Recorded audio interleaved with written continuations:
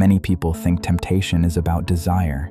They think it comes because they want the wrong thing too badly. But that is rarely how it starts. Most temptation begins with idleness, not rebellion, not hatred for God, not a plan to fail, just empty time.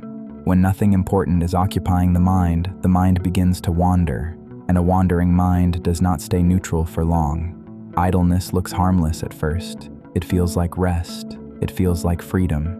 It feels like a break from pressure. But idleness is not the same as rest. Rest restores you. Idleness leaves you unguarded. This is an important difference many people miss. Rest has intention. Idleness has none. Rest refreshes the soul so it can return to purpose. Idleness removes purpose and leaves space behind. And that space never stays empty. This is why temptation often shows up during quiet moments. Not when you are focused, not when you are actively doing something meaningful, but when you are doing nothing at all. Late at night when the day has no structure left, long afternoons with no plan, endless scrolling without intention, sitting alone, letting thoughts pass without direction. That is when temptation begins to speak, not loudly, not forcefully. It simply enters the silence.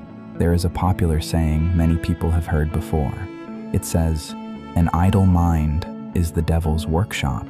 That saying is not a Bible verse, but it describes a biblical truth very clearly. The idea is simple. When the mind has nothing to do, it becomes a place where wrong thoughts can settle.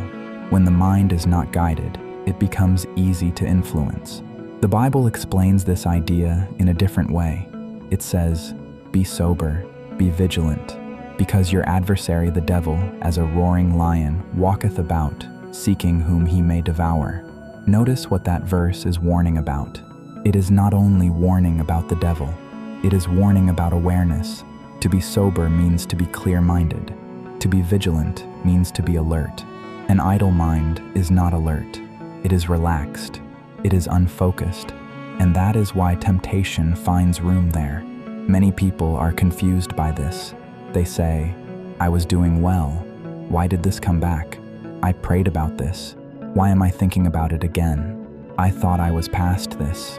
But temptation did not come back because you failed. It came back because it found room. The mind was left unattended. The mind does not like emptiness. If it has no direction, it creates one. If it has no purpose, it looks for stimulation.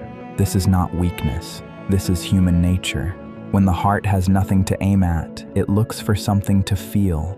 When the mind has nothing to do, it looks for something familiar.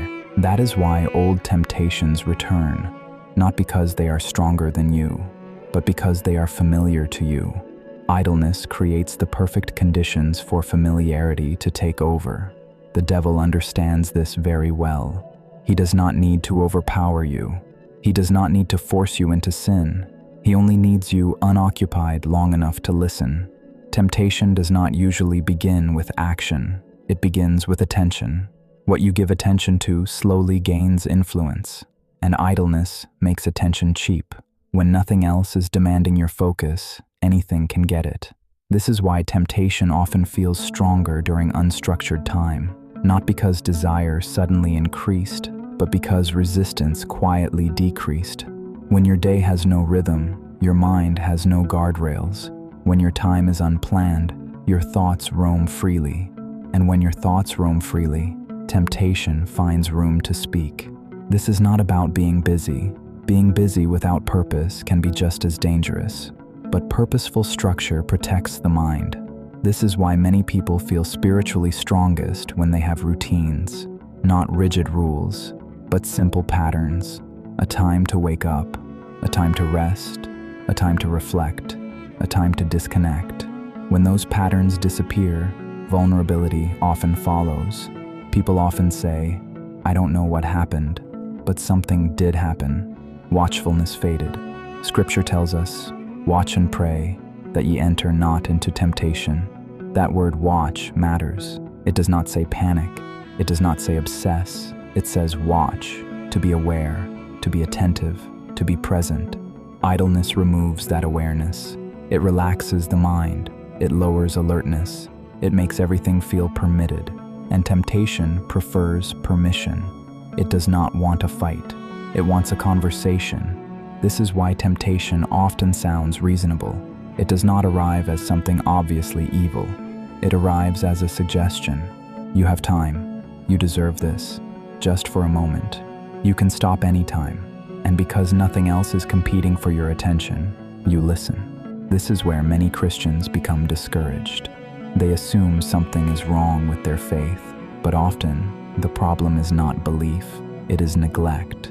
Neglect of attention, neglect of structure, neglect of guarding the mind.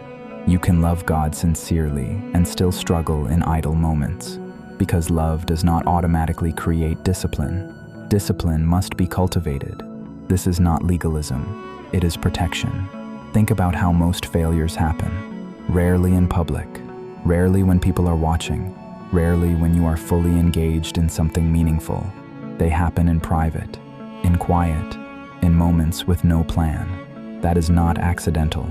The enemy understands timing. He watches for moments when prayer becomes optional, when scripture becomes occasional, when purpose becomes vague. Not because those things disappeared, but because attention shifted. Idleness does not push God out of your life. It simply pushes him to the background. And whatever moves to the background stops guiding decisions. This is why idleness is dangerous. Not because it is sinful in itself, but because it creates the conditions where temptation thrives. The Bible gives an example of this principle when it speaks about an unclean spirit leaving a house and later returning to find it empty. The problem was not that the house was dirty.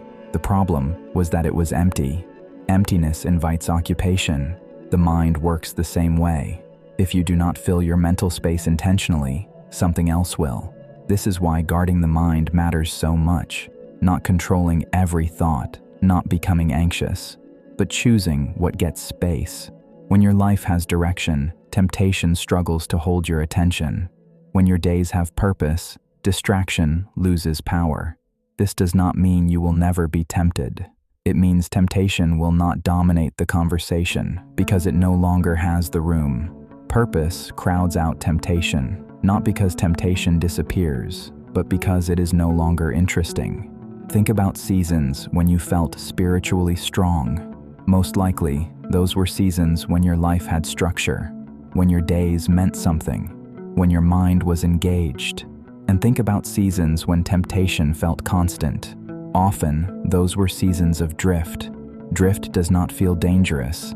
That is why it works. You do not notice it happening. You just slowly stop paying attention. This is why simple habits matter. Not dramatic changes, not extreme rules.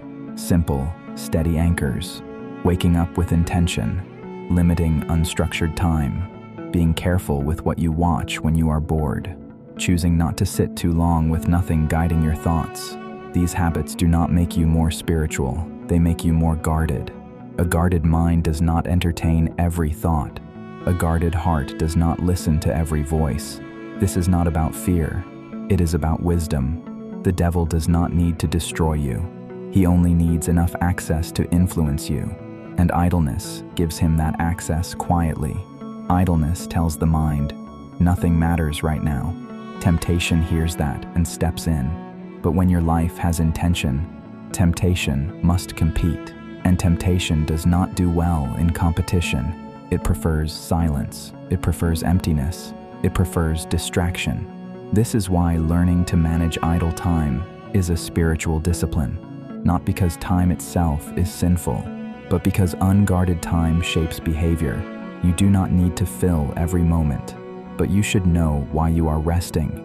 You should know when you are resting and when you are drifting. Rest has boundaries.